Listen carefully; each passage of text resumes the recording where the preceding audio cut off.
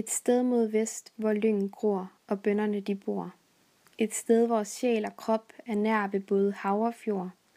Der blev en drøm til virkelighed, og fandt et sted at bo. En skole kunne startes her, og trives skulle man tro. Og møllevingerne drejer rundt med blæsten alle dage, og solen står så højt op over Vostrups tage. Og her skal ungdom være, om livet vil de lære. I skolen flytter ungdom ind fra hele Danmarks land. En hverdag, der bliver præget af, hvad vi tilsammen kan. At vække det, der sover, og gøre tanken fri. At se en himmel over hver drøm, vi lever i. Og møllevingerne drejer rundt. Vi har en jord at værne om, når livet skal bestå. Hver enkelt har et ansvar, vi må lære at forstå. At alting hænger sammen, og vi må holde ved. Den drøm, vi har om frihed, retfærdighed og fred. Og møllevingerne drejer rundt. Snart syder det og bobler af teater og musik, med dansk og fremmedsprog, matematik og gymnastik, og sagn og sange, eventyr og billedmaleri. Et jævn og muntert virksomt liv, og så lidt fantasi. Og møllevingerne drejer rundt, med blæsten alle dage, og solen står så højt op over Vostrups tage. Og her skal ungdom være, om livet vil de lære.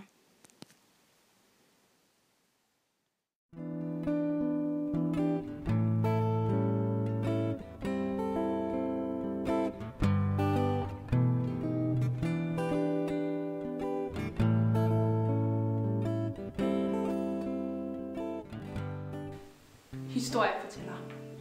Hans rundbundne sko. Passioneret. Inspirerende. Hyggelig. Han lækker. Åben. Og han ligner Odin. Super rar. Åbensindet. Jette. Idérig.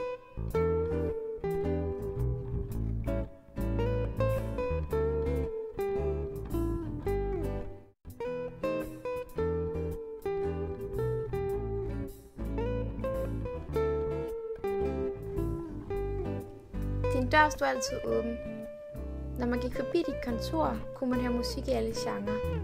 Ofte gamle elevers stemmer sang ind fra dit kontor, og det gav en rigtig god stemning og gjorde os alle sammen i rigtig godt humør. Tak for eventyr og oplevelser. Tak fordi vi kunne følges med dig og ikke stierne.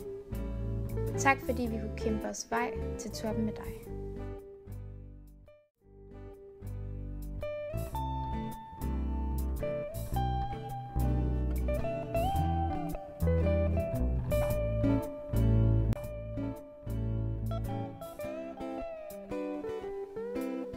Du er kendt for din påklædning, og du er let genkendelig. Lange, grønne fjeldrevsbukser og den sorte Vostrup t-shirt.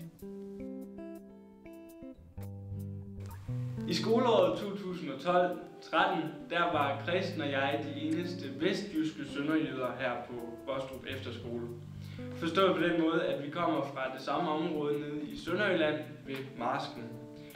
Det var en stor overraskelse for mig, da jeg fandt ud af, at Kristen faktisk har en fortid som intet mindre end filmstjerne i en gammel dansk film, optaget netop nede i Tøndermarsken. Og jeg har altid været fascineret af gamle danske film, så jeg fik lov til at låne den her film af Kristen, som selvfølgelig havde den derhjemme, og jeg satte den på en eftermiddag, og jeg blev forbløffet, da jeg så en 14-årig gut rage op over Jesper Klein i filmen Balladen om Karl Henning.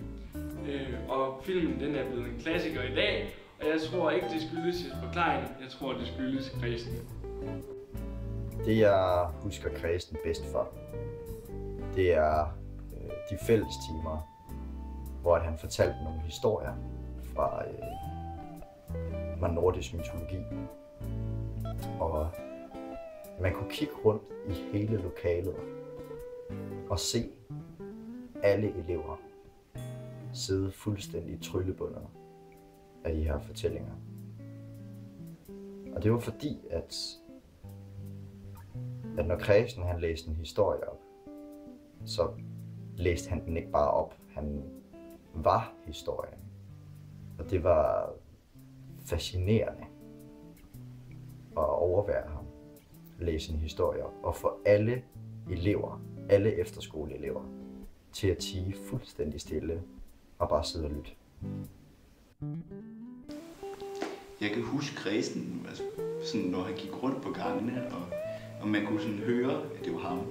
Han havde sådan en meget speciel sådan trampen, sådan lidt jætteagtigt. Han sådan kom gående ned ad gangen, sådan lidt foroverbøjet og sådan en lille smule hjulbenet. Og man bare, altså, ja, og sådan, også bare den måde, at han sådan var på, og at han havde sådan passionerede taler om jætterne og Thor og Odin og alle de der små historier, han fortalte fra sin barndom og sin teenageår. Altså, Christen er ubeskrivelig. Man kan ikke beskrive ham. Man skal opleve det.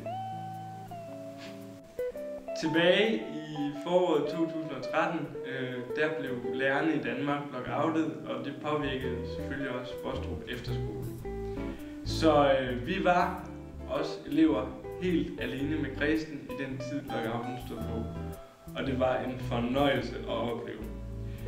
Det var kort tid inden at vi skulle til Amandula, og Christen han syntes, at vi lige så godt kunne lære at køre bus. Så Christen lejede en bus til Esbjerg, hvor vi tog ned og så filmen om Thor Heyerdahl. Grundet at vi havde den her lockout, så vidste vi ikke, om vi kunne opføre vores Amandula-show på Tobakken i Esbjerg. Men efter vi så havde set den her Thor Heyerdahl-film, så sagde Christen til os: hvis Thor Heyerdahl han kunne rejse jorden rundt på sin tømmerflåde, så kan vi kraftedeme også tage til Esbjerg og fyre vores show af. Og vi gjorde det, og det blev pissegodt. Essensen af Vostrup er essensen af Christen. Altså ingen Christen, heller ingen Vostrup. Hvorfor er Christen pink? Fordi han har sådan et stort hjerte. Jeg tror, noget af det folk husker Christen bedst for, igennem alle hans mange år, det er nok hans nordiske mytologihistorie. Jeg har aldrig set en mand leve sig så meget ind i en historie, som når han står og fortæller om, hvordan guderne de bare stod og kæmpede mod de her jætter her, og bare, han havde altid en hånd klar, og svingede bare frem imod eleverne og alt muligt.